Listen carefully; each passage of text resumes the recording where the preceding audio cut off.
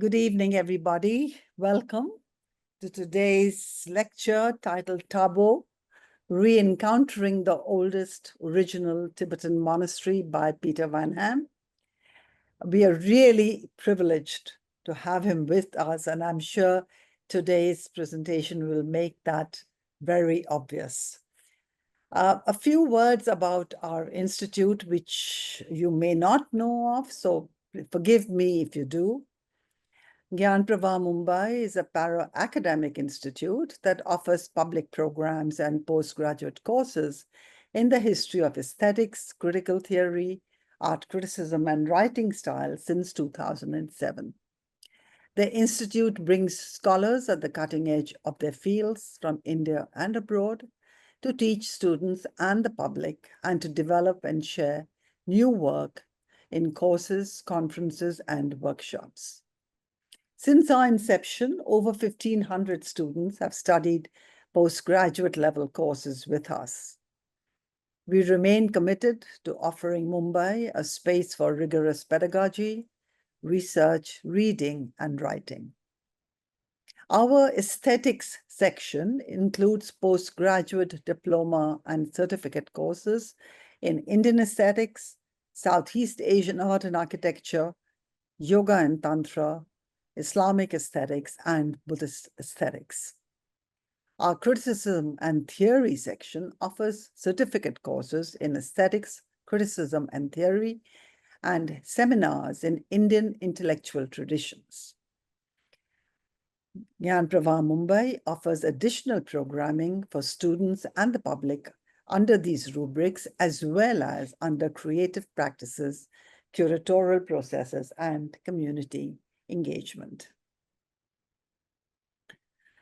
A little about what Peter would be speaking with us today, about Tabo Monastery, which was founded in 996 CE in Spiti, Himachal Pradesh, and is the oldest temple complex in the entire Tibetan cultural area to survive largely unchanged in its original state. Its 7 sanctuaries contain extraordinary masterpieces of Indo-Tibetan art that offer the rare opportunity to experience and study the full range of Tibetan sculpture and painting styles, along with their philosophical backgrounds in one place. A little about our speaker.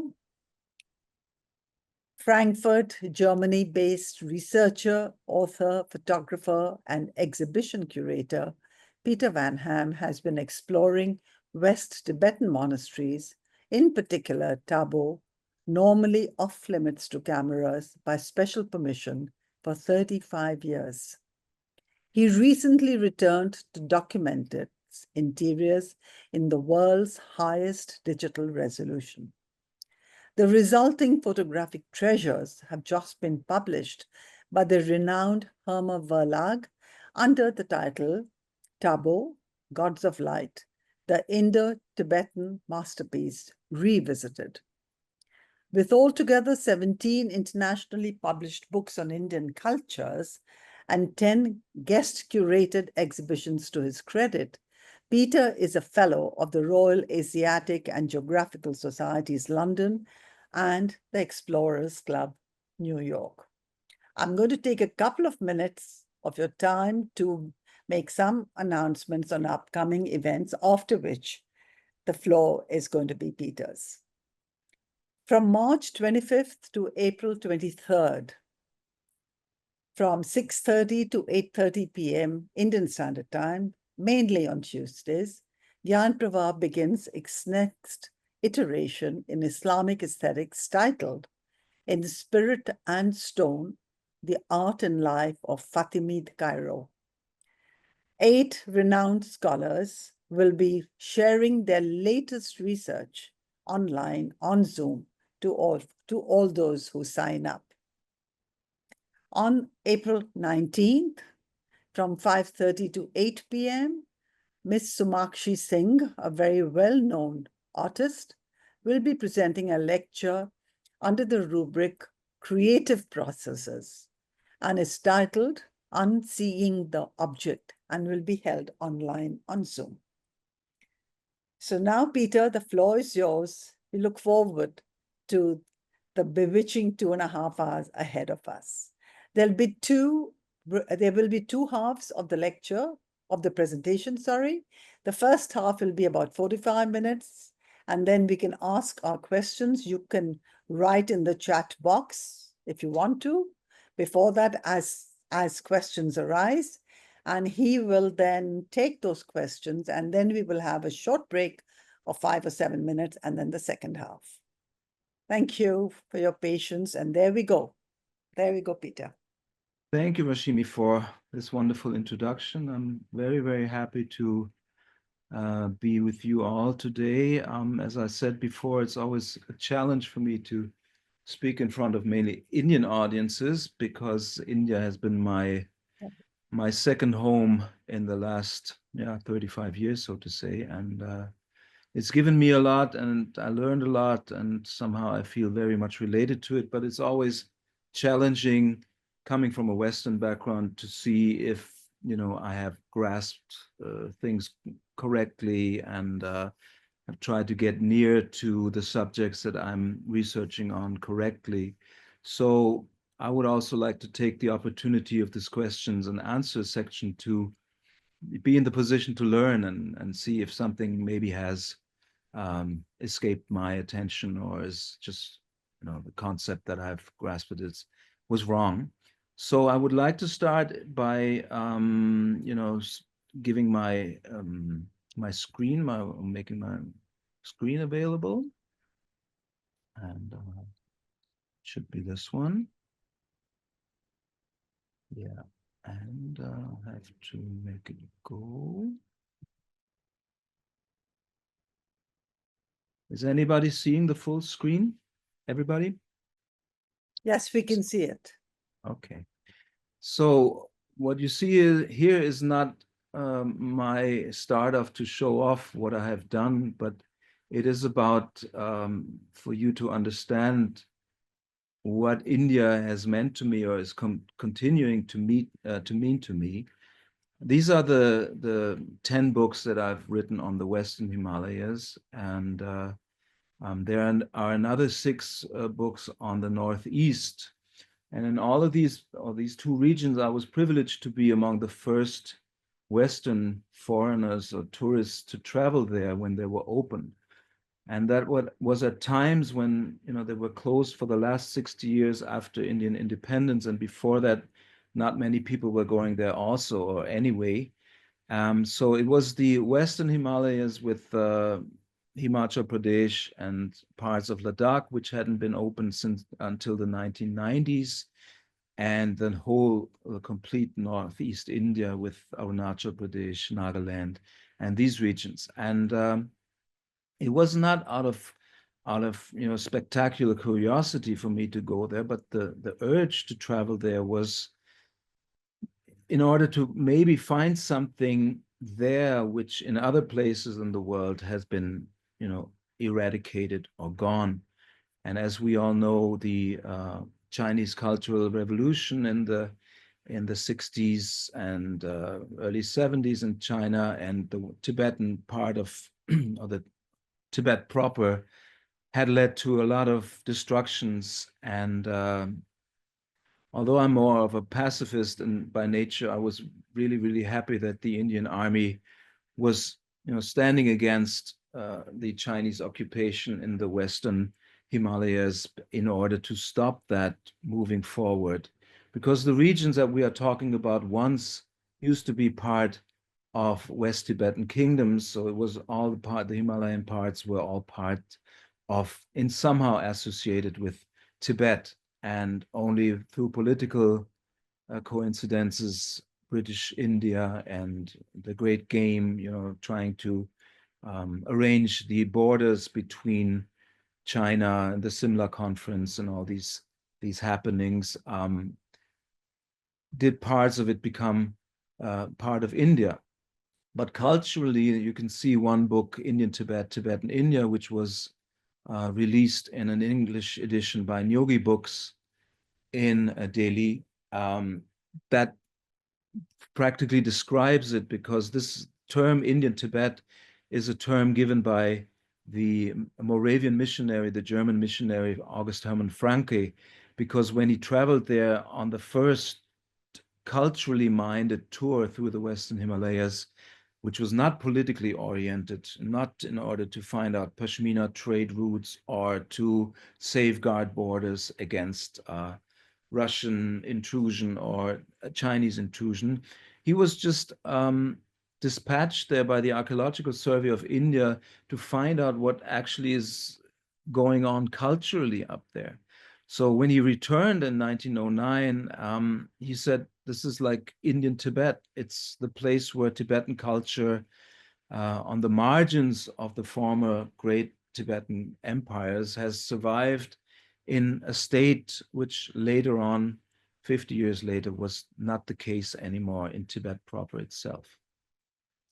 So the last one of these, the latest one of these books that I've been privileged to write because of the experiences that I had there after 60 years of closure in these regions where everything was really, really untouched, I must say. People were really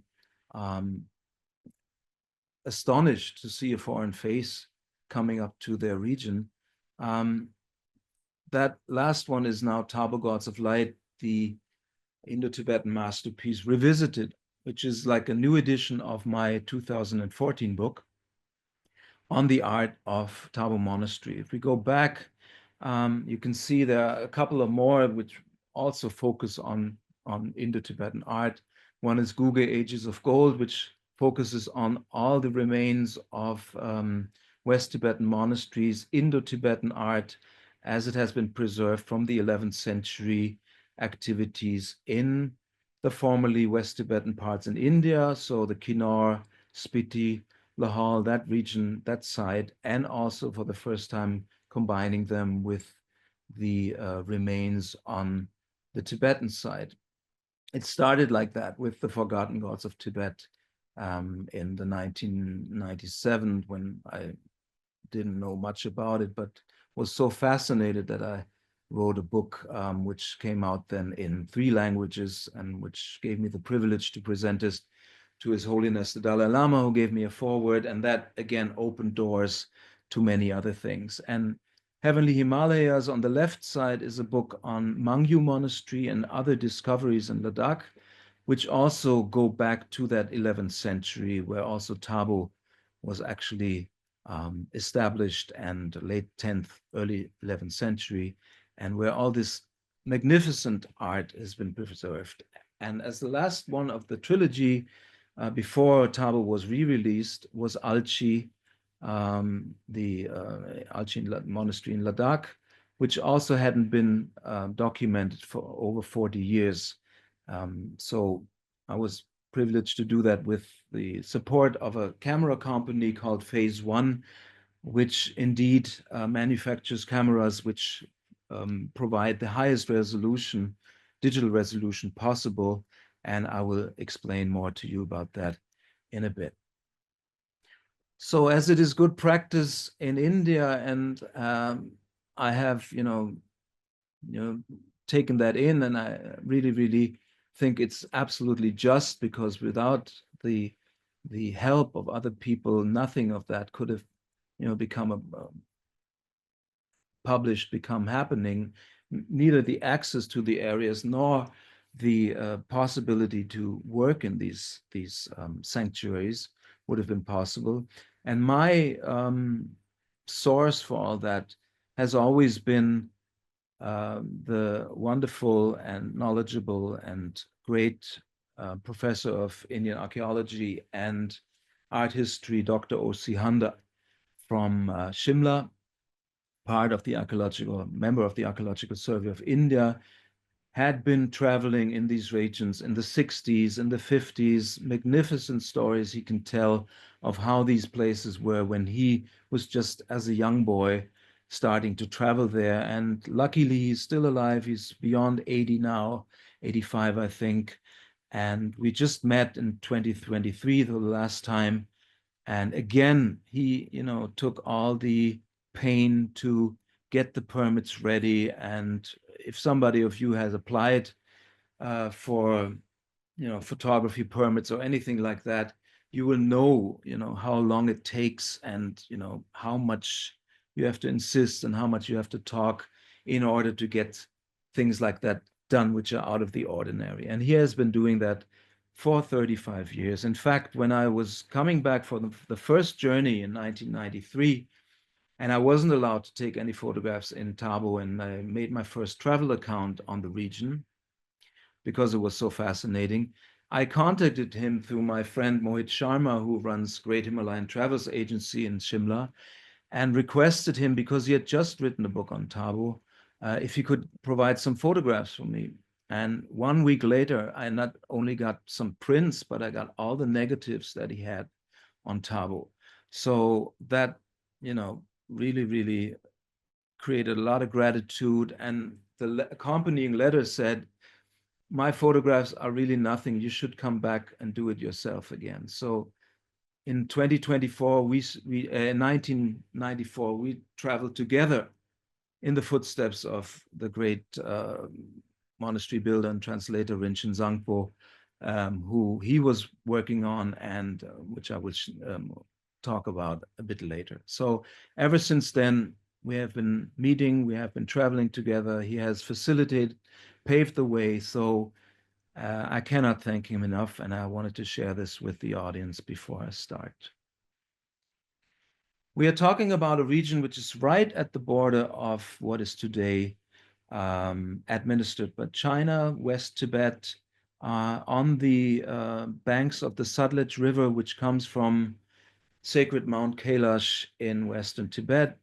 And we start our journey in Shimla, the capital of Himachal Pradesh, former summer capital of the British in India. And we travel along the old Hindustan-Tibet road, the connection between India and Tibet, the place where Kipling wrote his book Kim, which magnificently, for me at least, captures the exchange of cultures that was taking place on these old trade routes. It was the old region or route where Tibetan traders were coming in, Indian traders were moving up north, and yak tails came to Hindu temples, to Jain temples from Tibet, and ideas were transferred back into Tibet. And this is, in fact, what happened in the time that we are talking about, the 11th century West Tibet, when Buddhism was on the decline in India itself. It continued to last until like 12th, 13th century about. But then through Islamic invasion, most of the Buddhist shrines were destroyed, and Buddhism came to a halt in India itself. So we are very close to one of the great Buddhist centers in India at the time, which was Kashmir. And Chamba is another region which we see on the map on the top left, where Buddhism was thriving, and also the regions in between the small wazirdoms or princely states like Kulu, Mandi. Those were all regions where Hinduism and Buddhism merged, and Buddha was revered to as much as Hindu deities, Shiva, and those cults were there. So it was a very open attitude which reigned there at the time. And Western Tibet was just beginning to be, after the first coming of Buddhism into Tibet from India, was just rearranging itself, and was seeking inspiration from the Western regions, or from the eastern part, the Pala kingdoms in Bengal. But our region here, Tabo and Toling and the monasteries of Western Tibet, the influence came from Kashmir, and we will see that much very strongly when we look at the art of what we find in Tabo. When we travel up the Hindustan-Tibet road, we come to the to a place called Rikongpyu, which is the administrative part or administrative town of the Kinnaur district in Himachal Pradesh. And as we step beyond that, we see that the monsoon is held back because of those 6,500 meters high mountains which are there, which are towering even further up to 7,000 up here. And then we see that pretty much none of the monsoon heavies get into that region. So what we discover there is a high altitude desert with glaciers and pretty little vegetation.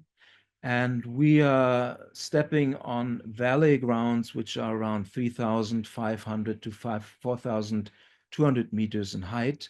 So oxygen is very less. And it seems that Tibetans and Tibetan Buddhism have found this very favorable for their attempts to reach enlightenment somehow. And people who are traveling there also kind of, get into the mood of having little oxygen and then having maybe a different perception of the world around them. And maybe that helps with all the efforts that we are coming across when we get into the philosophy of these monasteries, why they were built. There are small patches of green in these regions, places where the little population of around 12,000 people that live in the Spiti Valley. Spiti, by the way, meaning middle land, land between Tibet and India in its translation, where they can grow barley, a little bit of buckwheat, some apricots, but that mostly is the diet of the people up there. Now, of course, facilitated through the Indian Army with rice and everything else that is available in the lowlands of India. And the first big settlement, so to say, I mean, it's like 900 people that live there still. When we come from Shimla via the Hindustan-Tibet road and take a left near the monastic town of Nako, which is again another village with a great historic place, Nako Monastery, is actually Tabo. And we see in the foreground some houses, local houses, and the brown structures there in the back. This is actually the Chakor, or the sacred enclave of Tabo. And first sight, it doesn't look very, very astonishing or impressive, but these are all clay buildings. We have around 8, depends on how we count, 8, 9 buildings surrounded by a fence, the Choskor, Chakor enclave of the monastic compound, 7, 8 temples from different times. First ones starting at the end of the 10th century.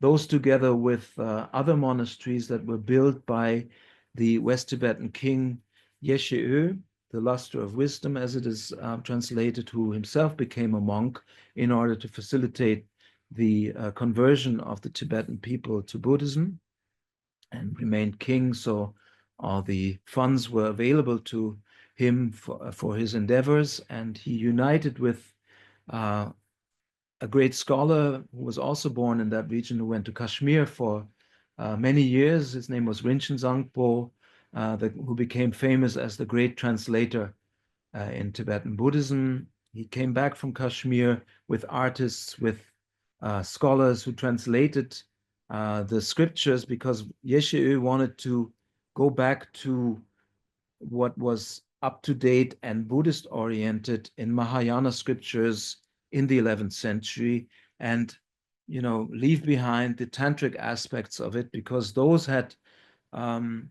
resulted into the problems in central Tibet, from where Yeshe was expelled, or not Yeshe, but his clan was expelled. The kings and the king caste, so to say, and Tibet came back to the pre-Buddhist beliefs, and those were again starting up there. So from that exile here in Western Tibet, Yeshe started his big revival of Buddhism, and for that he oriented with Kashmir, which at the time was the highest capacity, highest education center of Kashmir, of Buddhism in the region. So I mentioned around 8, 9 temples. There's another one in the cliffs above, in the northern cliff above Tabo, where the monks used to stay. It was such a sacred enclave that there was no monk allowed to stay in the premises of the monastic compound. And they were living up, as we know it from Dunhuang on the Silk Road, they were living up in caves in the hills, on the hillside above Tabo. Now it's a bit different. We have monastic chambers, monk chambers near the main temple, but we see here that we have a Tsuglakang, which is the temple of the most precious teachings, so to say, which will be our main focus for tonight. We have a Göngkang, which is the temple of the protective deities.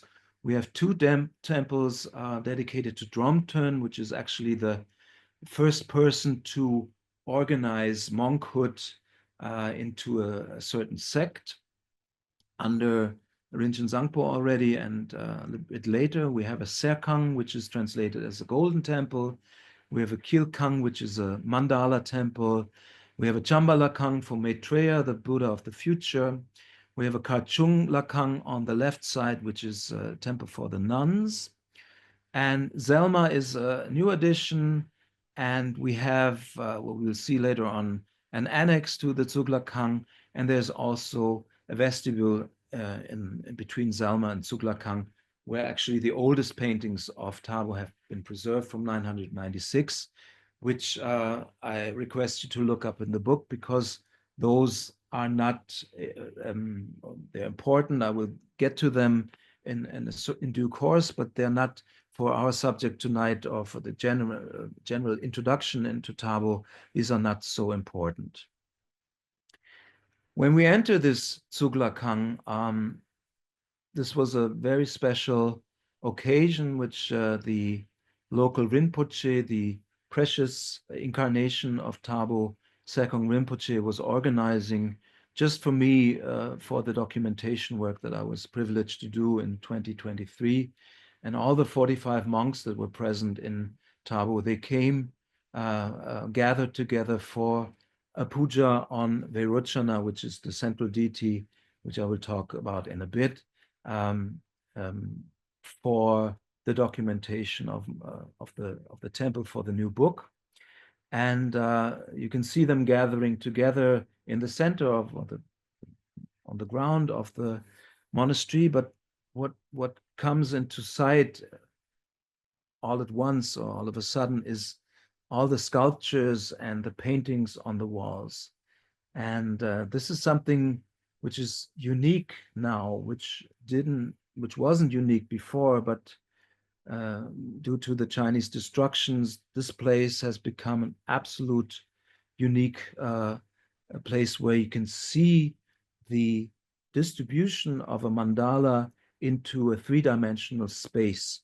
We have certain buildings around the world where this is done in a much more elaborate and bigger way, like take, for example, the Borobudur Stupa in Yogyakarta and in Java, or take the Gyantse Stupa, the Kumbum Churton in Gyantse in Tibet proper. But to, place certain figures, certain deities, that's why the book is called The Gods of Light, you will find out in a bit, onto a wall for somebody to be, or for them to be in reach to the person that meditates on them. We see a monk there leaning against a pillar, so you see that they're actually the lotus seat of the deities is right at the head of a standing person. This is the height, around 2 meters off the ground they are placed.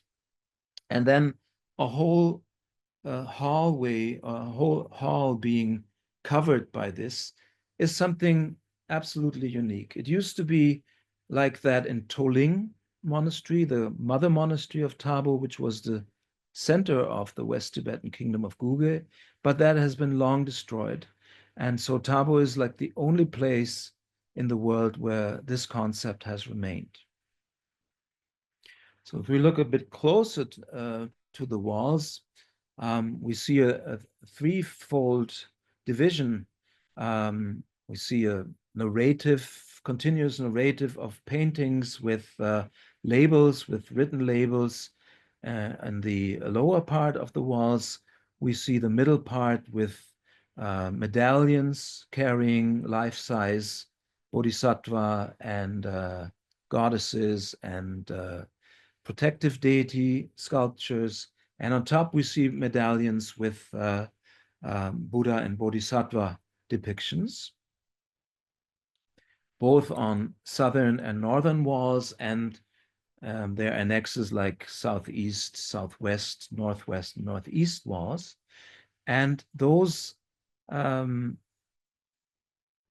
figures circling in this room as they were intended to feel, those surround a fourfold figure which stands at the center of the temple. It's not in the center of the whole mandalic arrangement, actually, but that we will see why that is, we will find out in a minute. But we find a 4-meter high fourfold statue of the central deity of this mandala in the center of the temple. And that, of course, leaves us with a lot of questions entering this place and asking ourselves what this is all about. And luckily, and as in Hinduism, in Tibetan Buddhism, or in Buddhism in general, art is always an expression of a philosophy beneath it.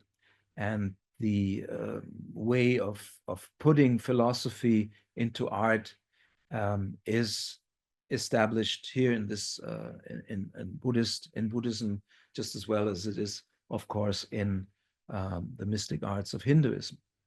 So what it comes down to, this arrangement, is this geometrical arrangement, which you all know is a mandala. And the mandala that we have here is the Vajradhatu mandala. The Vajradhatu mandala is the mandala of the adamantine sphere, the diamond sphere, the diamond world, so to say. It's a mandala which came up in South India at around the 7th, 8th century and was practiced in Buddhism at that time. And it is the first mandala that where we actually see the idea of recreating the world in the form of a mandala in order to become part of this world, this ideal world, the world of principles, where the world is, so to say, deprived of anything which is impure, which is not enlightened, and the mandala is used as a means to get to the source of this. So the source would be the central deity that we saw, which is Vairochana. In Tibetan, it's Nampanangse. And Vairochan, as it is called in Hindi, is a deity of light. It means the unsurpassed, all-immersive, all-encompassing light. And this is actually what Buddhists believe is the center of the universe. From light, everything stems. From light, everything develops. From light, everything. This is the pure state that we are able to reach as human beings. This is the state that we see when we are dying, the pure light that comes to us when we are, when we deprive or leave behind our body, and which Buddhists aim to attain during their livelihood, which is similar or equivalent to the term enlightenment. The Vajradhatu mandala is the first one, as I said, where a clear structure of how to go about with this striving, with this aim of reaching enlightenment, can actually be processed. And we see that we have In Tabo, it's 33 deities that make this Vajradhatu mandala. Actually, it's 37. In Tabo, we are missing 4 deities which are centered around the main circle that we see. But that is because it is in that time still believed or still regarded that the center of this mandala cannot be divided in itself, whereas the first aspects of this mandala, of the undiluted pure light, the first psychological or later physical manifestation of this light, they already have certain aspects which are, documented in separate deities. So we can see what we have here as figure 17 in the middle. That is because of the placement in Tabo Monastery.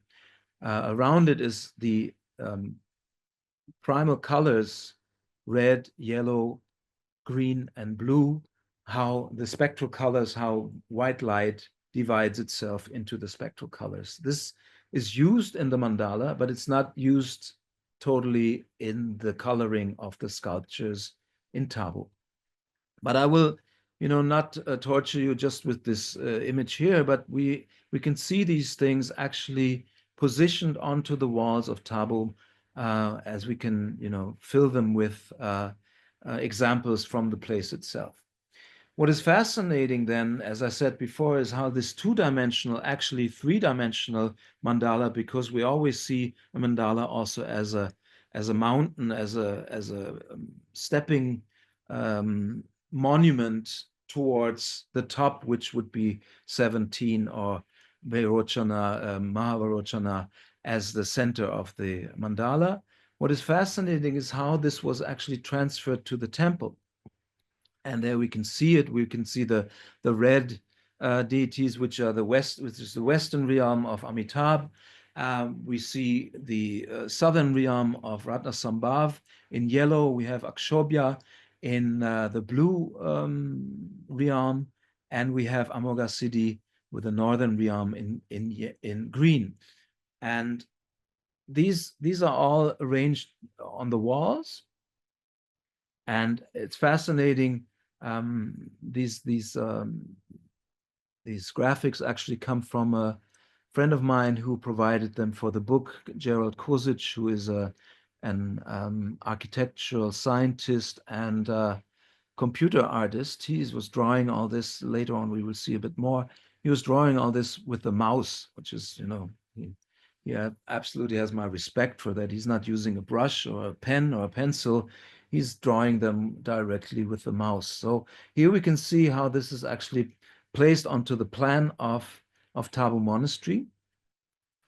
And the closer we get, we can see the how the arrangement actually is. And what we have here is take the central wall, the center of this drawing, where we can see 2 larger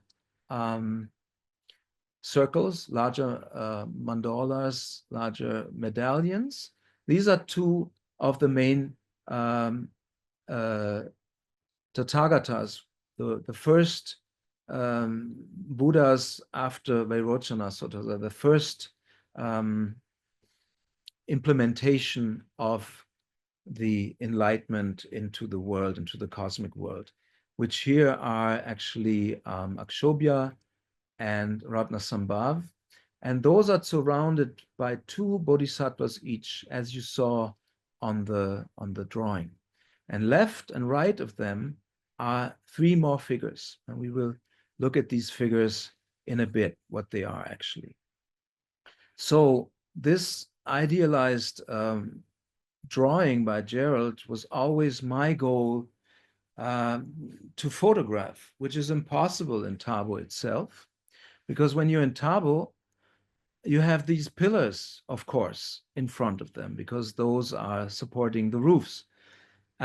So I was always, intrigued on how can I go about with photographing this structure, which is actually important to understanding the whole concept of Tabo without those pillars in front. So what I did is I photographed all of the sculptures and the sections of the walls by themselves with a wide angle lens in order to get by the pillars.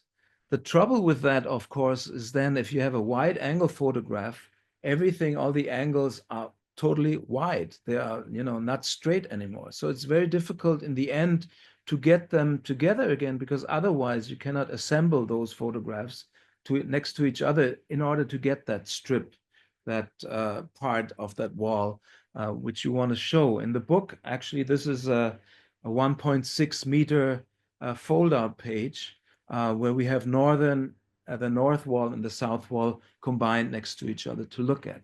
So it took me 9 months of post-production for these images to get them together in order to have a real way of how this is actually supposed to be, and looking at it without being hindered in view by the pillars. So I said that there are 3 more sculptures next to the arrangements of 4, and we'll start with the most outer ones, which are, of course, protective deities. The whole mandala is protected against negative influences from outside, but as soon as the adept is inside the sacred space, he also is protected by these deities.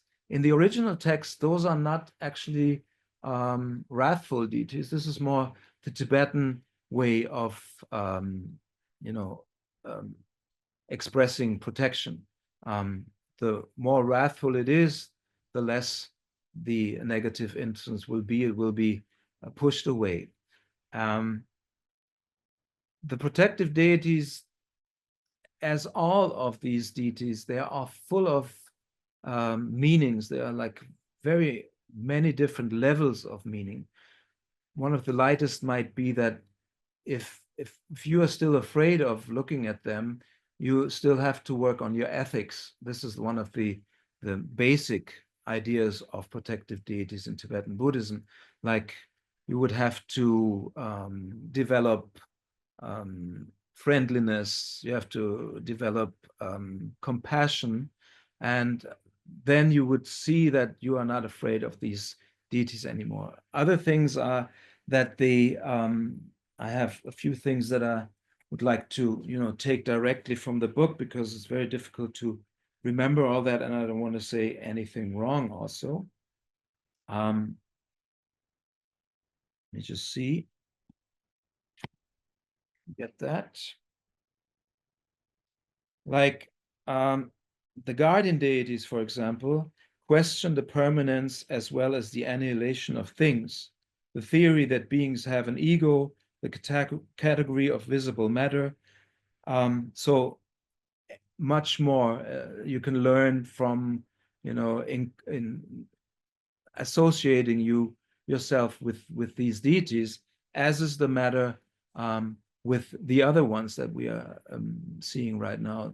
Some more examples of them. What is astonishing about these deities is the hairdo of them. We find in Kashmiri art many times the division of the hairline in the middle, and those protective deities also have that already. Also, the curly hair that reminds one of Greek sculptures. That was coming from, we will see also later, coming from the Gandhara art that Kashmir had preserved the first time that the Buddha image was put into a human form, and that came with Alexander the Great in the region of Gandhara between Pakistan and Afghanistan, when he was reaching there, and from there on developed the Apollo ideal into the Buddhist way of depicting Buddha. So these are the second and third stage, so to say, of the mandala, and these are offering deities.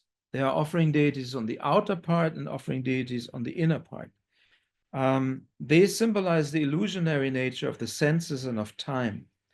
But again, their symbolism is manifold. Thus, the guardian deities also represent the virtues essential to the fulfillment of the spiritual task: faith, energy, consciousness, and concentration, and also the moral practices such as almsgiving, affectionate talk, mutual assistance, and action beneficial to others, that the adept is meant to have developed before turning to the process of cosmic realization. The outer offering goddesses stand for meditation, mystical knowledge, convictions, and knowledge of the adequate means. The inner offering goddesses symbolize the four perfections of giving, morality, patience, and the energy to oppose the respective antithetic faults. So those groups of deities are invoked by offering, and they offer the virtues of the supreme transcendental Buddhas, the Tathagatas, to which they belong. We saw that the Tathagatas are the structure with the four, the groups of five with, Tathagata in the middle and four bodhisattvas around them. But these are also associated to them. So they are mandalas in themselves again. So you maybe can grasp already the difficulty of putting all this into a three-dimensional form, because we can do that all if we just paint the mandala, but that doesn't make it three-dimensional. So I think it's a really ingenious way how the Kashmiri, Indian, Tibetan artists absolutely or put that into a three-dimensional space here. I think it's also fascinating that these virtues are shown in a female way, so to say, the rather soft approaches and the humane aspects of it are shown in a female way, and I really like that, because you can see it in, I don't know, modern politics. More feminine it gets, the softer it becomes. And right now in politics, we have something which is completely the opposite, unfortunately. And I think the world could use a bit more femininity in regard of world leadership and of how to handle the world. And the other thing that fascinates me about it is that we can see that in enlightenment, it has to cover all aspects of this world. It's not that you keep out something in order to strive for the cosmical knowledge and wisdom, but it means action. And the enlightenment process always goes together with compassion, in the sense that you feel responsible for beings that are not on that path. So that you can also see in the meaning of these sculptures, which I think is just fantastic. When you look at the scriptures, not only of the Vajradhatu Mandala, of course, but for me, it's graspable because it's only 33 deities and not 1,700 as in the Kala Chakra Mandala. So, which is even more diverse than this. But I can follow that a little bit, at least. Speaking of style, we also get to that later, but we can already see the immense jewelry and immense wealth, how these deities are presented, like looking at the necklaces, the armlets, the crowns especially. The typical Kashmiri crowns that we know from sculptures, from bronzes, in museum collections, that pretty much the only place in the world where we can see that in clay. Certainly many of them not original anymore, a bit too big for some of the heads, but we can see, the pearls, the gems, and the typical threefold or fivefoldness of the crowns, and the very elaborate coiffure that goes along with it behind it. And this continues now that we have the idea or the background, the philosophical background for it covered. We can have a bit more look on stylistic things. It continues with the dhotis, the design of the cloth that the deities are wearing. I was fortunate that Sekong Rinpoche allowed the textiles that the sculptures are normally covered with to be removed in order so that we can document the painted dhotis from 11th century, which normally are not visible. By the way, all these sculptures we will see in a bit are intended to be floating in space. They are not seated on their lotus thrones, but they're like, I think, 30 centimeters above them. So that means they're in a state of ascension. They're flying and floating in space. And so again, the idea of them reaching enlightenment and leaving their body or becoming spiritual beings is again placed into the design of these figures.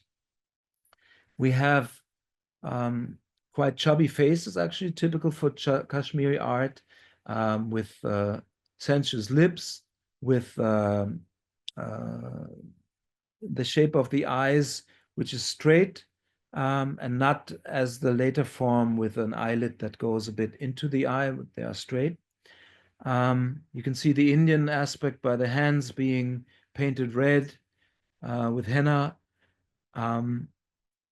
They are all, by the way, identifiable by the placement into the mandala, by the attributes that they used to hold. This one probably had a stick or a sword in his hands, and also by the color, because even in the Vajradhatu mandala, not all the deities associated with what we had in yellow or in blue or in green or in red are actually red, but it comes from the vision of the person who saw this mandala, how he experienced those aspects of the all-encompassing light becoming dim, how these figures presented it to himself. And the way to go about with meditating on this is the spiritual friend, the Lama in Tibetan, will guide the adept to the meanings of that. Is Abhishek, so the initiation into the mandala that is done there. We can, by the way, see how this red figure is placed above the lotus throne, how it is not seated on it as a typical figure in Buddhism is, but how it is rising up and floating in space, so to say. So he will get to know the ideas behind the representation, what they mean, their spiritual meaning, all the aspects of it, and only to find out that there's one step beyond that, where all this knowledge is again dissolved into higher knowledge. And so I think this is another very fascinating aspect, that this mandala was created in order not to exist. So its existence is illusionary in regard of the all-encompassing truth, where this will all be dissolved in the end. So this beautiful Vajratiksh is supposed to be associated also with the Bodhisattva Manjushri, which is the Bodhisattva of wisdom. And he used to hold a sword in his hand, painted dark blue. And here we have some examples of, again, the immense wealth. Let's just look at the pearly armbands, the bands that cover or surround the sculpture. They used to be also around the knees and then up again. So like a mala from pearls. It was done with stucco models. Those were designed, and there's not a single one where everything has been preserved.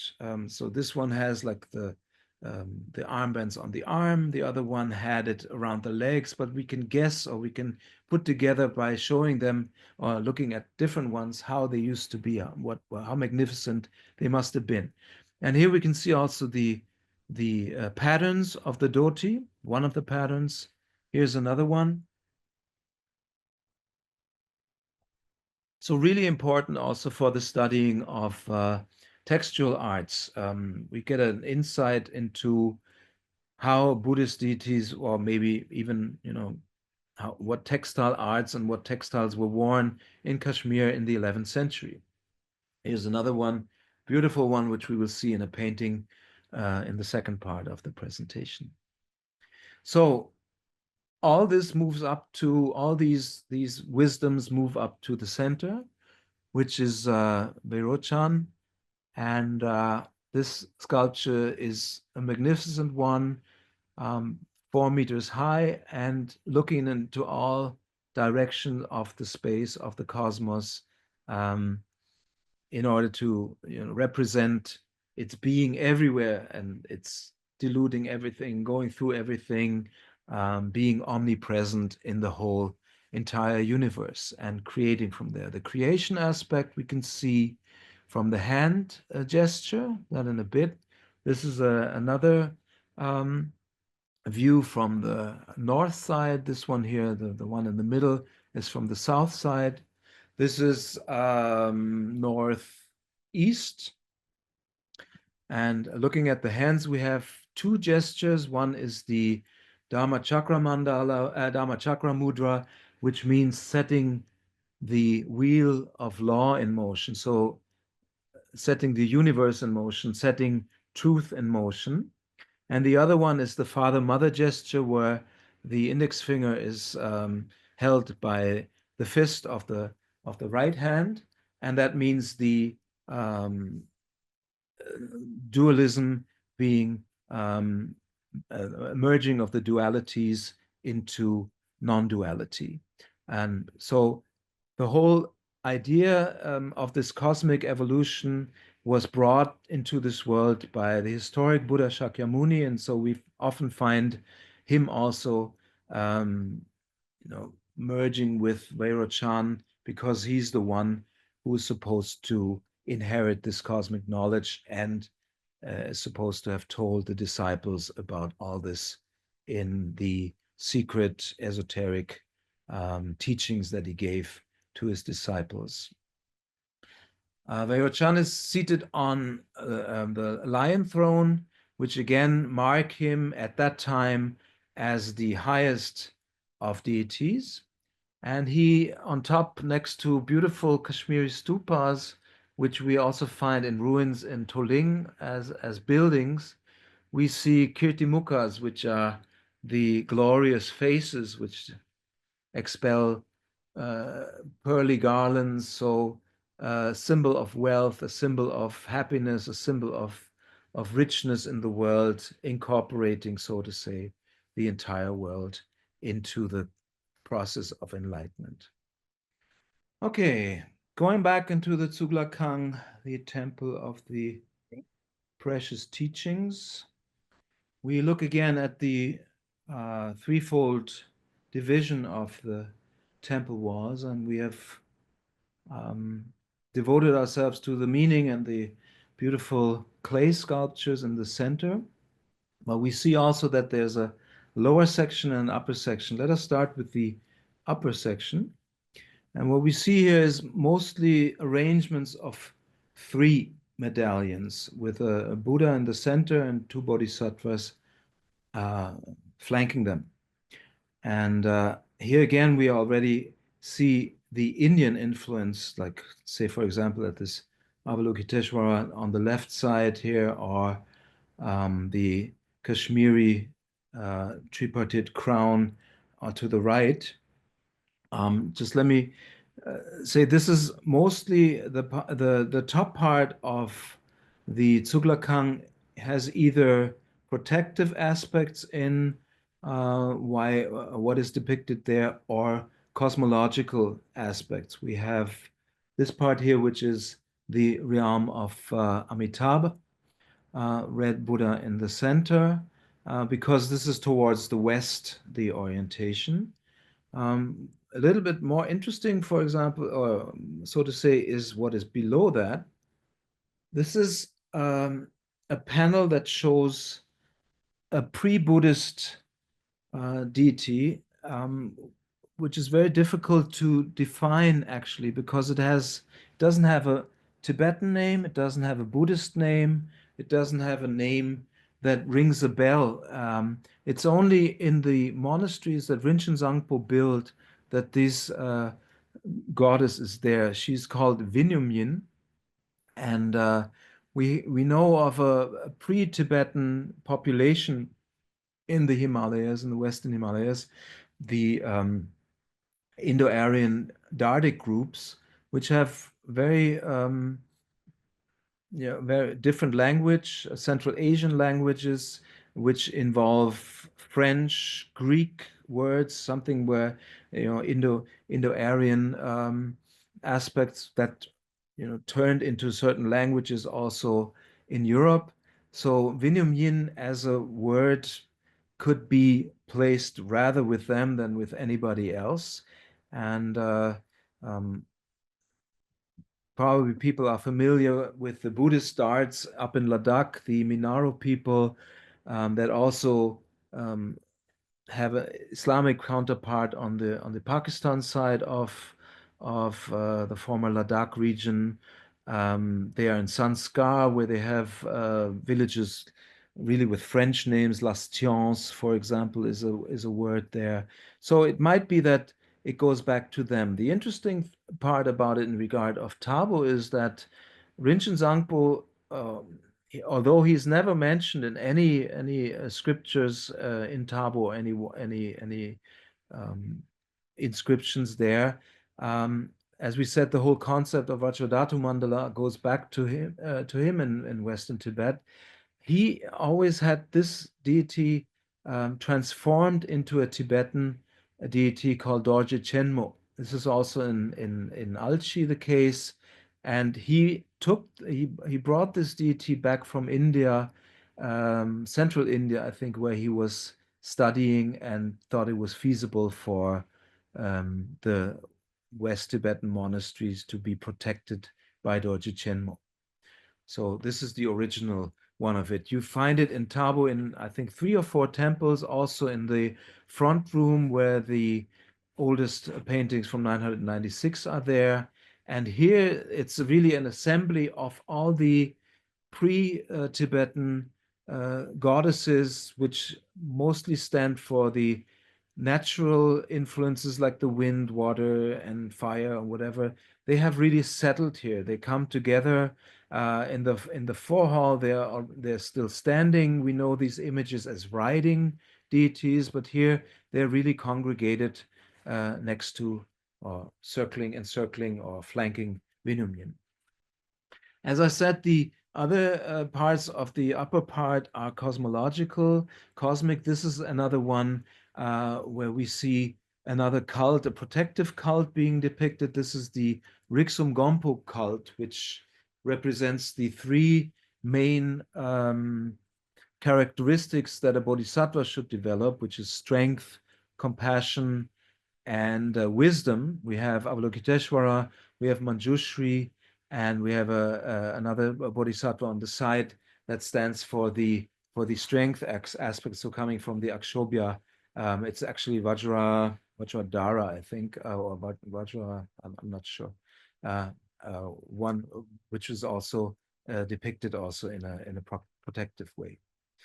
And then we have 10 sections with 3 medallions, again, Buddha in the center and bodhisattvas on the side. And these are the Buddhas of the 10 directions. What I found very interesting there is to understand that Buddha actually means a state, means not a person, but means a concept, or means something which is there, which is pure, which is reigning everywhere. So like we have the cardinal directions, we have the ordinal directions, we have bottom and top, and all these are represented there in the form of the threefoldness. We also have body, speech, and mind as a typical doctrine in Buddhism. And here they are, like always, Buddha, Bodhisattva, and Bodhisattva. We have already beautiful dhoti designs here, which incorporate designs coming from Sasania or Sogdian, so from Persian parts, which have been transferred via the Silk Road up until Japan. We find that very strongly in Alchi Monastery, for example, also, but here they're already also present, so 100 years earlier than in Alchi. It's the flower, the Sasanian lotus roundel, which the left bodhisattva shows on his dhoti, which we'll find later much more. But these paintings of the Buddhas of the 10 directions are not the only ones. We see in the middle, between the medallions of the sculpted figures, we see female deities. And these are typical, again, for Kashmir, with the hairdo that they have, with the pointed crown. And it was not clear for a long time what they stand for, because in between, show it again, in between every medallion, every halo, there are these deities there, and they're all different. Like here we see one which has they all have a vajra in the right hand, and on the lotus, for example, there is a Buddha seated. There's another one with a sword. So these are all iconographic specialities which point at a certain meaning. It's not just as you know, the iconography is defined by the things that the deities hold, the attributes, the mudras and all that. So only lately was it found out that these are connected to what I was referring to before, more a concept which was more of the Anuttara yoga aspect of Mahayana Buddhism, which we will see in a bit, which we will see right now. This is actually coming from, or it was conceived by Christian Lucanitz, who is professor at SOAS and comes from Vienna University, who studied Tabo also for a long time. Could not really, like everybody else, understand what this mandala in the top right corner in the north east section is supposed to mean. And this is actually, again, a mandala in a square form or a straight form, not as a round form, but this setting like we see it in Tabo with the sculptures is also there in paintings. The medallions are placed next to the central deity. Here's a detail. And this is where we can see that there's one with multi-heads, like four heads shown, and multi-armed, 8 arms. This is actually a form of Manjushri, Dharmadhatu Vagishvara Manjushri. And he is taking in that concept, which is also there in Vajradhatu, he's taking a very, very active and strong aspect of Vairochana in the Dharmadhatu Vagishvara Manjushri mandala. And we see around him, back to this one, we see the Tathagatas also placed there in tantric form, again with many heads, which are the ones on the outside, on the towards the left and towards the right, and again surrounded by the 4 bodhisattvas associated with them. So the mandala goes longer than this towards the left and towards the right. And we even have, and this is where Lucanitz came in with his interpretation, we have the female offering deities surrounding the mandala. So it was a really masterpiece to, because the Dharmadhatu Vagishvara Manjushri mandala has more than 220 deities associated with him. So those are all placed in sections of the Tsuglakang, on the exterior, in the entrance hall, in the backside, which we will see in a bit, and again as deities is at least what he's pointing at. He could identify most of them, not all of them, so it's not really a very strong hypothesis, but very good by all means. And many of the female deities, the cosmic forces, the planets and all that, that is placed in between or the fulfillment of enlightenment are also female deities associated with Dharmadhatu Vagishvara Manjushri. Those are placed, for example, between the sculpted medallions. When we look at a little bit lighter things, which are in the bottom rows, those are probably the motivational paintings for the monks. We saw in the beginning that they are seated on those cushions there, and we have painted labels next to the paintings there, and the people that can read Tibetan can actually understand and read what is depicted there. And first of all, let's start with that one. This is like a thrown animal of Akshobhya, and there we can absolutely, I think, see the Indian aspect of painting in Tabo. But it's not entirely Indian, which I came to understand because I was always wondering about the feet of this elephant. And I think an Indian painter would have known that an elephant cannot move his feet like that, but it would stay straight. And this is more, I think,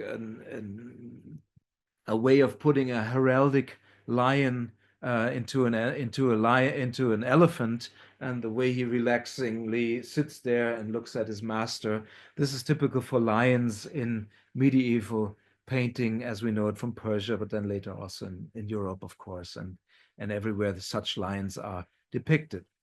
The main theme of this narrative frieze on the southern parts, on the southern walls, is Sudana. Sudana is the merchant's son, and he was a very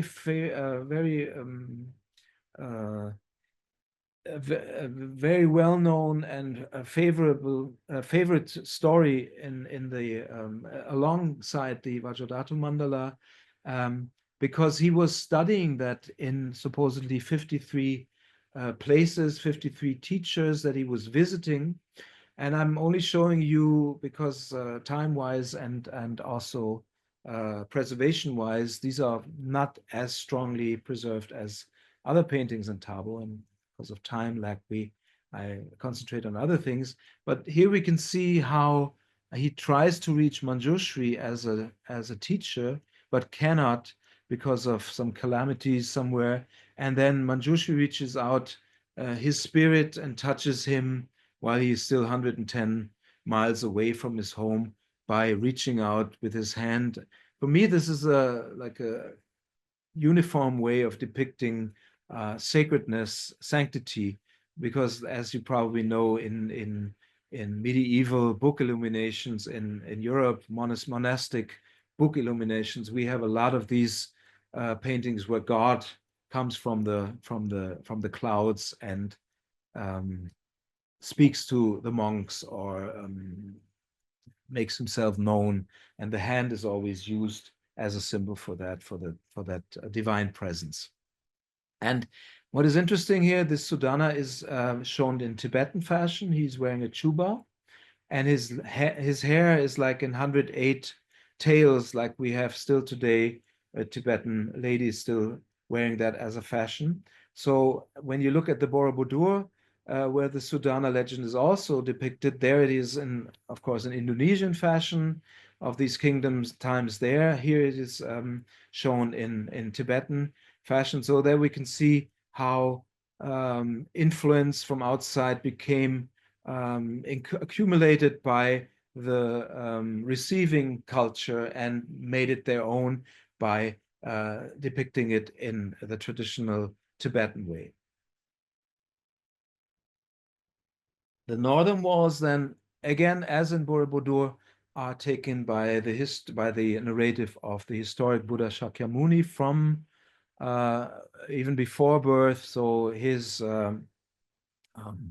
being appointed appointing Maitreya as the Buddha after him in the heavens, and then descending. This is actually a descent from Triatrimsha heaven, where he was teaching his deceased mom, and then comes back and being received by the bodhisattvas on the heavenly ladder. Also, those have to be looked up in the book because this would take too long. It's a full story. Many parts are washed away, unfortunately, but we see nirvana, we see enlightenment scene is not there, but the great procession of Mahamaya into the jungle to give birth, the birth of Buddha, and many, many parts are still preserved there. And again, what is fascinating here is which we will see more of in a bit, the Greek robe, so to say, which is actually the conservation of Gandhara ideals, Greco-Roman ideals of Gandhara in Kashmiri art that the Buddha is wearing. The lower section is also the part of the inscriptions. Those have been translated also by University of Vienna. I'm working together with Tibetologist Amy Heller, who helped in translating the Alchi inscriptions and therefore defining for the first time ever, beyond doubt, some people still doubt it, but we found in Alchi the name of a minister, which could be clearly ascribed to the 11th century and the rulership of a certain king there. So we could, at least to a large degree, state that Alchi was actually an 11th century monument.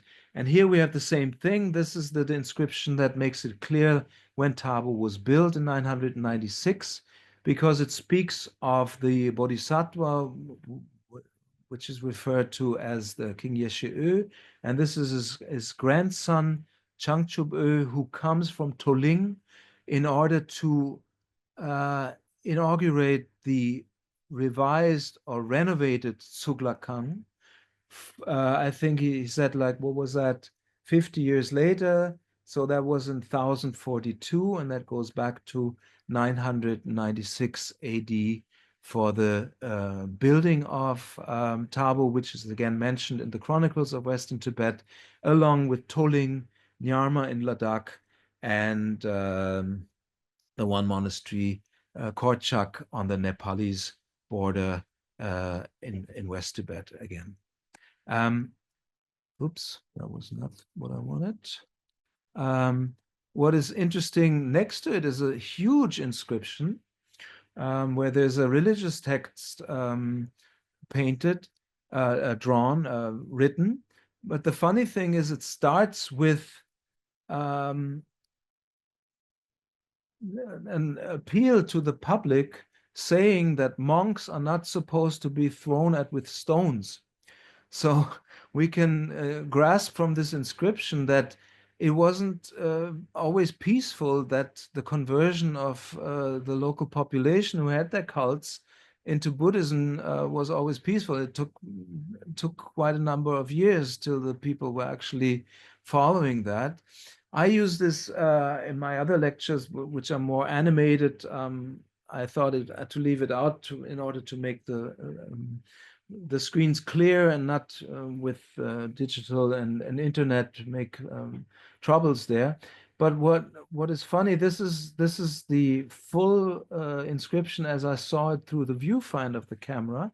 When I put that into 100%, or when I enlarge it to the degree that it has been photographed, you only see on the screen this part, and this is how it looks.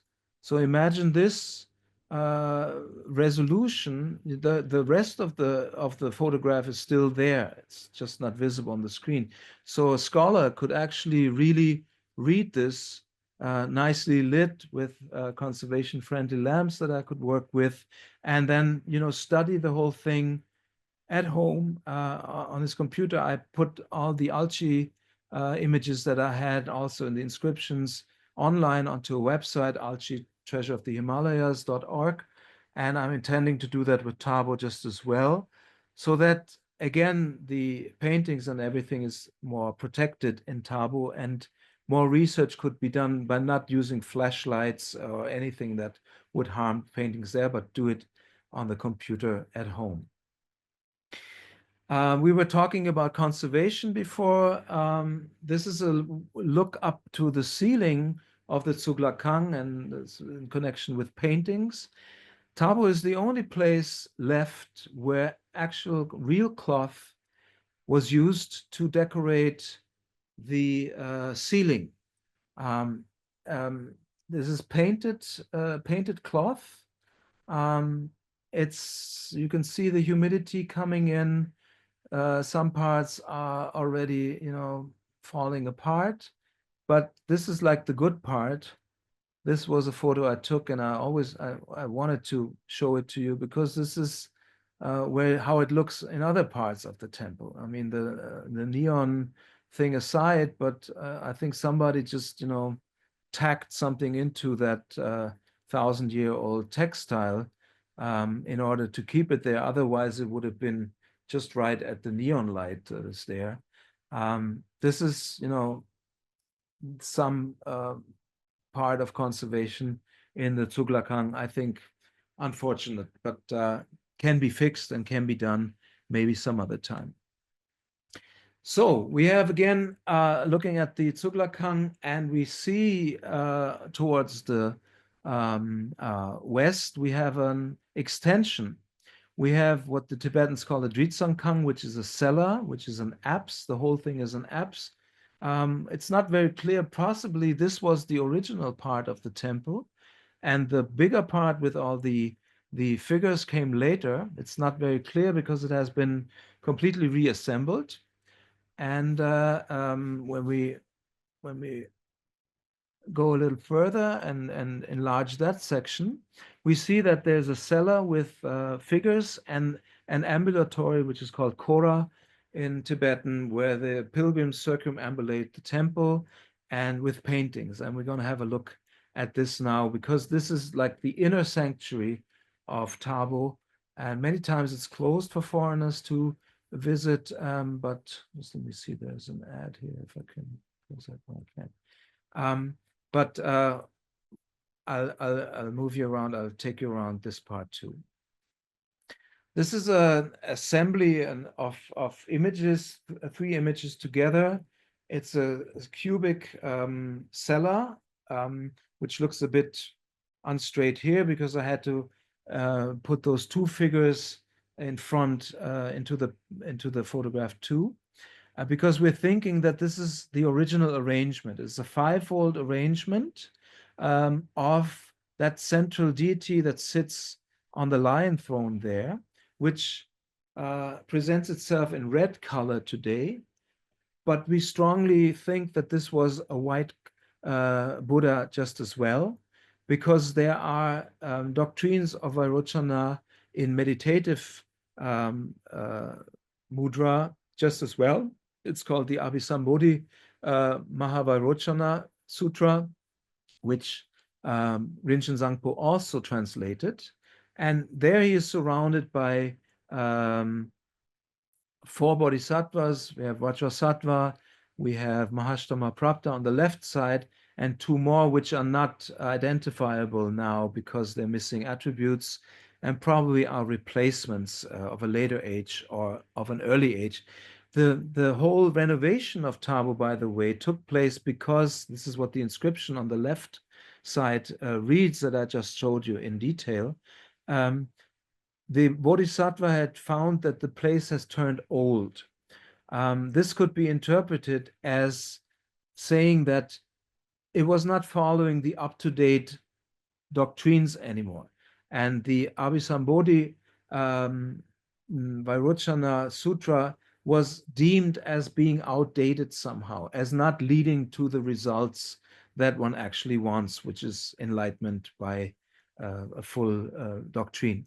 And so either they kept it there, speculation, and then placed the Tuglakan around it, or nobody at least thought that it had to be dispersed, but it was favorable to keep it. So this part of the temple now presents itself as a very inner sanctum, very dimly lit and very spiritually strong. And then around it goes the Kora, which we will see now and follow. Just a few more glimpses at this Vairochana here. Again, we also think it's a Vairochana because it's missing the crown. The Ushnisha that it has is not it's the original one, but there used to be, presumably there used to be a crown around it. And what we see here is there are 4 figures coming into being from the background. If you look at the lower ones towards the right and the left of the figure, they're only halfway there. It feels like they're manifesting themselves. And the idea is that the doctrine or the benefit of the doctrine coming into being in Tabo has been artistically depicted here. These are not actually, this could not be bodhisattvas associated with him, but more of acolytes that represent certain powers or certain aspects of Vairocana and its presence coming to light there. The bodhisattvas flanking Vairocana are again beautifully executed, although a bit more stiff in rendering. A very beautiful one is the Vajrasattva on the proper left side of him, the blue one, because of the amazing dhoti that it is wearing. We have fabled animals there, Pegasus with fish tails, human heads that look a bit like Sudana with fishtail and wings. We have rams that are winged. So, and we have this beautiful girdle that this Vajrasattva is wearing with a beautiful knot and a sling. And in the Victoria and Albert Museum, I saw, I think, a sculpture from central India, or which was an Avalokiteshvara sculpture, which had the same girdle sculpted into stone like that. And you can see there that art forms from India, stylistic influences have made it their way up to there via Kashmir to be placed there into Tabo Monastery, which used to be Tibetan, now again is India. So very, very necessary, I think, to be preserved well, because it's a wealth of influences that can be studied here and how they used to come together via the Silk Road or other trade paths from India to Tibet in Central Asia. This is again my role model, a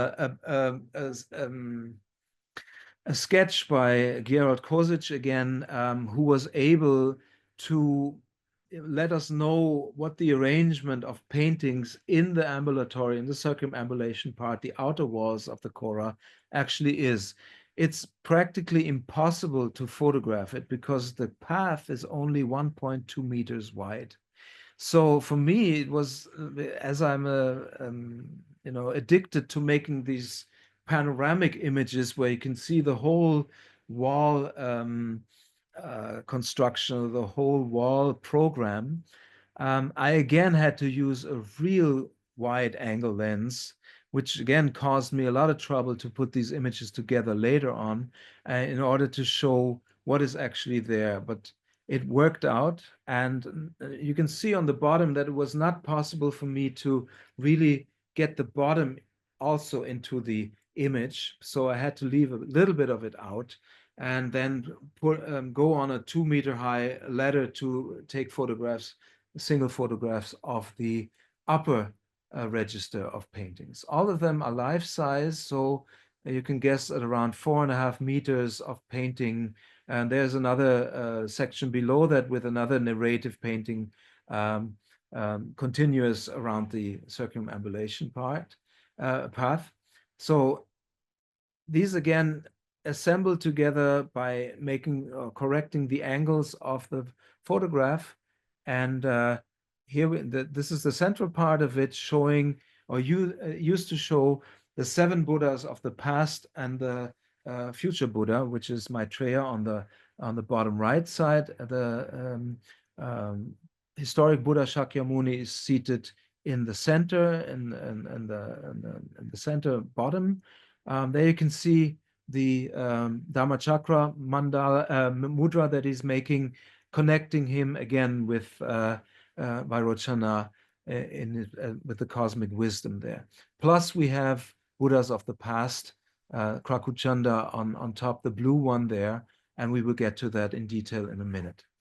The side walls, the southern wall shows this one, which is an until now not identified scripture, we can see from the labels which are between the Buddha, the Bodhisattva paintings, the names of the Bodhisattvas that are depicted here, but those we have not been able to assign them to a certain scripture which has been found.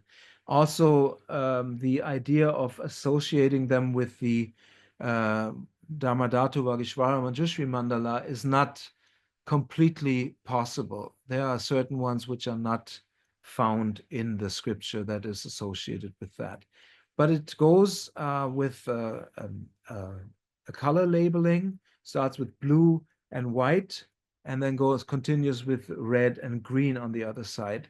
Many of them are destroyed. As you can see here, I could only photograph on the left side a facial part of a painting and place it there because the rest was just washed away completely. Okay, so now to the paintings. We can see the Buddhas again placed on double lotus thrones, but not seated on them, but raised into the air. We can see that because the halo behind them is round. It's completely round. Normally, we have a halo behind the lotus throne and the deity altogether. But this one is like it surrounds the sacred being of the bodhisattva, and naturally, because it ascends, it goes with him. So this is the sign that the deities are in ascension state. Energy rays emanate from the figures painted in two colors. We can see that here, possibly also in that one in red, and we have more details later. I'll just read what I've written there in order not to forget anything. The figures' upper bodies are modeled in tripartite fashion. Heads are round with even facial features, necks fairly thick and marked by 3 skin folds, and eyes almond-shaped with a slightly squinting look, symbolizing bliss, typical Kashmiri traits. The crowns worn by the bodhisattvas are extremely delicate and of varied designs, but similar in shape, 5 tips, often with pearl garlands connecting them. The jewelry is sumptuous and elaborate, as is the design of the dhotis and the shawls. None of these garment designs is alike. Shading has been used in a very tasteful manner, especially among the blue, red, and green bodhisattvas, creating an extra fine impression of 3-dimensionality, especially on the red palms of the hands, as even skin folds and musculature and the energy dots are pronounced. Finally, the attributes held by the bodhisattvas are unique and delicately executed. That's another great thing. The attributes, this lotus, for example, and other ones that we will see, are not have not become part of the iconography as it was later on. They are unique here in Tabo. We will see some of them a bit later. This is one of the very well preserved. On the right side, you can see water leakage coming in, but it's an amazing painting. Just look at the crown with all the gems and the jewels there, and the scarves, the shawls that are encircling the bodhisattva. They're twirling around like as an illusionary wind was blowing around them, and the what is to be seen is the backside and the front side of the delicate shawl, possibly silk shawl, red and green. I mean, the artist could have just shown it in green, it would have been great, but this makes it even more natural and making it more illusionary that we have actually real images here, real figures, real persons, so to say, displayed here. That's another one of the unique ones. This bodhisattva has a weasel or something in his hand. We know the mungos and weasels from the Vajra Vaishravana, which dispels, where the mungo dispels pearls, but this one is not of that kind, and we don't know what it actually means. We have another twig of jewels in the right hand and in a very delicate way held in the hands. This one, very, very dark blue with a big Vajra in his hand with beautiful shawls circling around him, and a great dhoti. This one again with the kalasha that it holds in its hand, also being very unique in design. And this one here, I've used that also to show you again the resolution of the camera. This is what I saw through the viewfinder. And then for this camera, what you do is you raise it to 100% to see if you're completely sharp. And this is the this is the size that it got when it was raised to 100%. There we can see the almond eye very, very well. And we can see also that shading was used also in the eyes to make the volume appear. Again, this one, you can see the shading for muscular aspects. So the biceps and other parts, the chest muscles become voluminous and appeal as three-dimensional in front of us. Some details, the Kalasa that I was referring to before, again, two-part depiction of textiles. Another one there, unclear what it actually is, at least according to the iconographic textbooks. This is the green bodhisattva that we just had with a crystalline substance. This is not a vajra, this is something that seems to be growing out of his hands. This is the dhoti that I was referring to at the sculpture before. This was this one. So we have a repetition. It's not the same bodhisattvas that we see. It's 16 bodhisattvas, 16 bodhisattvas and 16 maha bodhisattvas. So not the same figures that we have in Tsuklakang, because it's missing all the female deities. But we see that possibly the same artists were at work here somehow. The ones that painted the dhotis of the sculptures in Tsuklakang are also the ones that painted the dhotis of the paintings, or painted the entire paintings in the ambulatory there. Look at the Sasanian or Sogdian lotus petal, again, the lotus roundel on the dhoti of this one here, and the really flaming lotus that comes out of the red henna painted flaming hands of this bodhisattva here.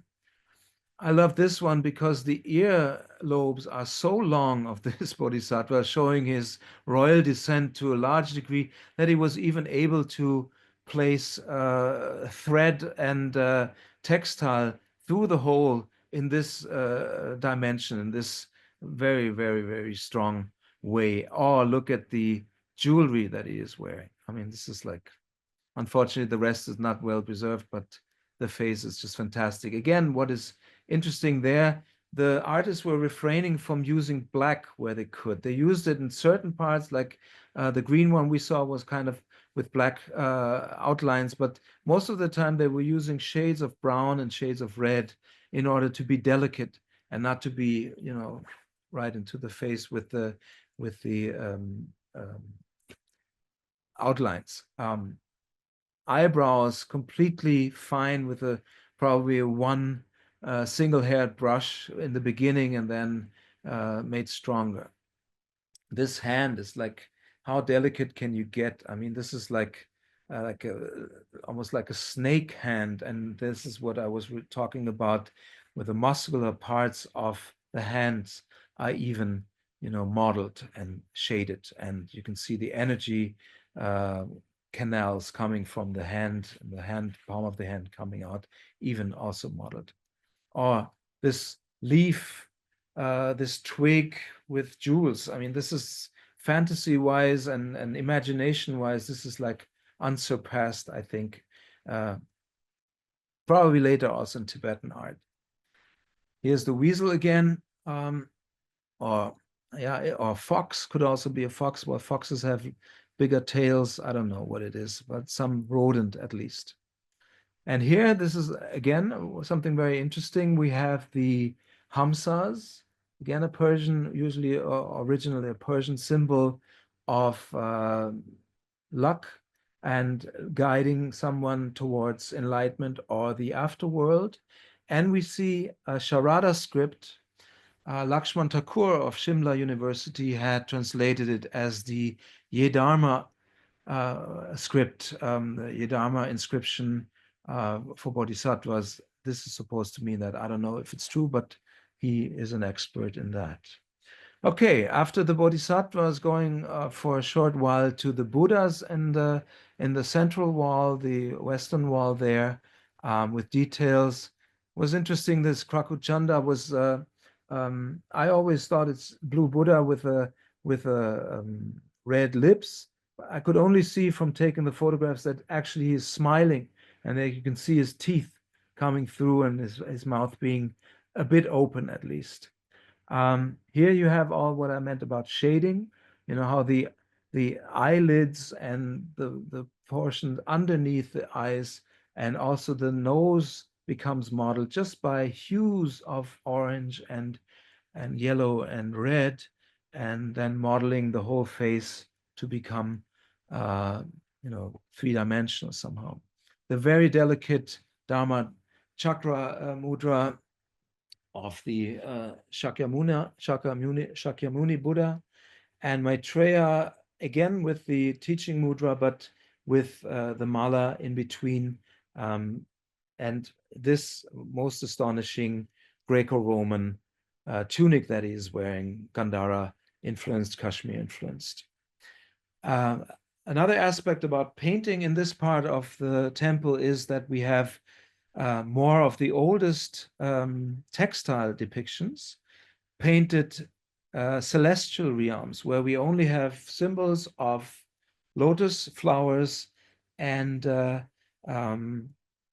apsaras or heavenly musicians that bring to the adept nearer what is to be gained by enlightenment. And those cover the whole Kora, the whole apse, the whole circumambulation path on the top. And some of the images possibly go back to more of Indian depictions than anything else. You can see those in the book also. But here we have offering deities again, and we can see the structure also of the cloth there, which is more like a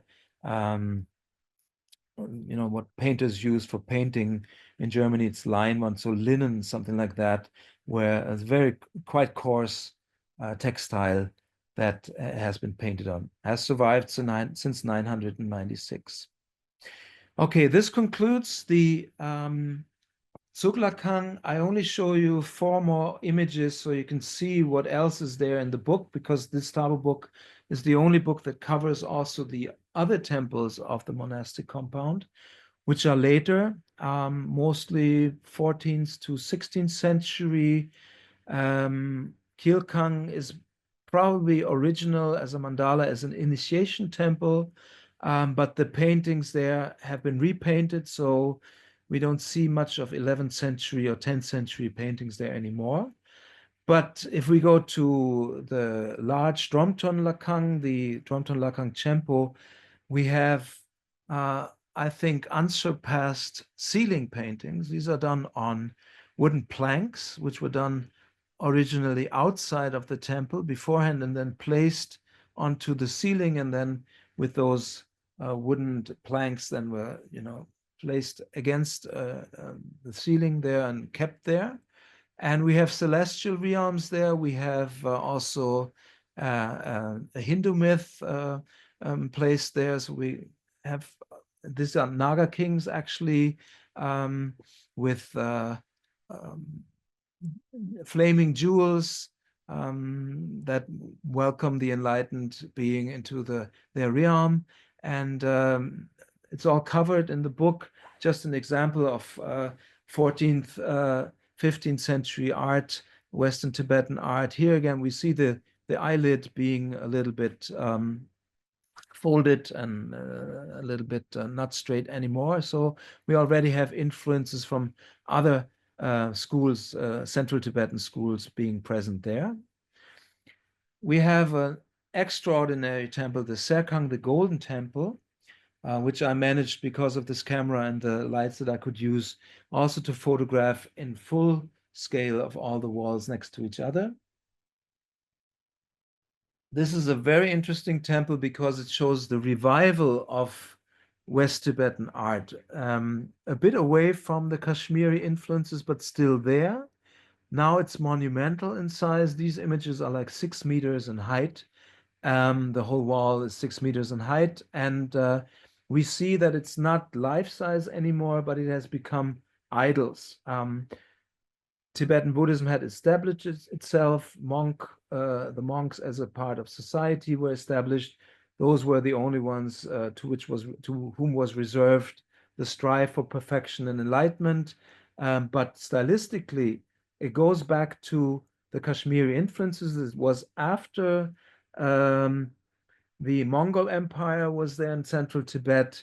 With the establishment of the Dalai Lamas, they left Western Tibet by itself, and immediately, this you can read in the Google book that I wrote, the kings of West Tibet turned back to their original art form, so to say, incorporated it with the influences that they had in between, in the centuries between, but stylistically placed Kashmiri kind of paintings, West Tibetan paintings, almond eyes, the crown forms, again onto the walls, that they, as a revival possibly also of the idea that they used to be the original central Tibetan kings that were deprived of their thrones and made their refuge here in West Tibet, never, engaged in, trying to get the throne back and be residing in central Tibet anymore, but still being the original, so to say,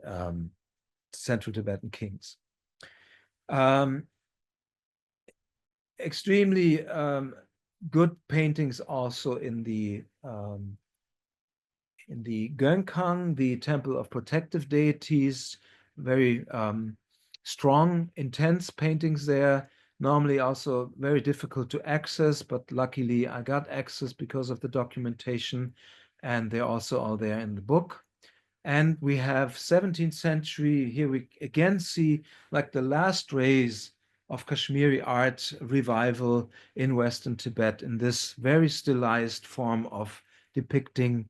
We talked about the 3 folds or 2 folds on the neck, which is typical for Kashmiri rendering of a figure. We see the rather chubby face, and we have a very, very stylized almond form of the eyes. This is the Phogompa, which is on top of the mountain, the cliff where the monks used to go when they didn't attend the Chakor, the sacred enclave, but did their services up in the mountains and worshipped there. And also this temple was designed according to Kashmiri West Tibetan standards. So this monastery allowed me a glimpse into Buddhist philosophy, into Mahayana philosophy, into what I feel after studying many places is, at least among, if not the most beautiful Tibetan Buddhist art that I have come across, together with the other not so well preserved next to Alchi, those master works from that period. Unfortunately, as I said before, in regard of conservation, it's getting worse and worse. And there are many sections in Tabo that are starting to peel off like this and will be history in a couple of years if measures are not taken fairly soon. And those measures are a lot. Like if we talk about draining of the whole place, I don't know how this is going about. I was asked to do this documentation in order to show what is there, what has to be fixed, what has to be done. I don't know how the authorities will go about it. I don't know how Sekon Rinpoche will manage to work with the ASI or anybody else in order to do something for it. My matter of the heart would be, of course, if the place was preserved, and because it's unique in the world. And so with my modest engagement and my what I can contribute to this task, I'm very happy that I could do that. And with this camera, phase 1 camera, I was privileged to furnish something which will last, I think, I mean, I documented Mangyu, and then the place uh, got into serious trouble, and now my photographs are the only ones that show the original painting. So I hope that this is not happening to Tabo, and those documents that I was able to photograph or that to make can help scholars to decide what can be done and what is the background of it and what we should take care of. So I was happy to work there once a year, so to say, and lose 6 kg of overweight gained from Christmas festivals before, and work there in the heights and in the heat and all that. And if it was worthwhile it, and it was for the benefit of the Dharma, then I'm happy to have contributed parts of it. And of course, I thank the many sponsors and people that have made this possible. And I hope that you enjoyed this lecture and it could create a spark of enthusiasm like it had created in myself. Thank you very much.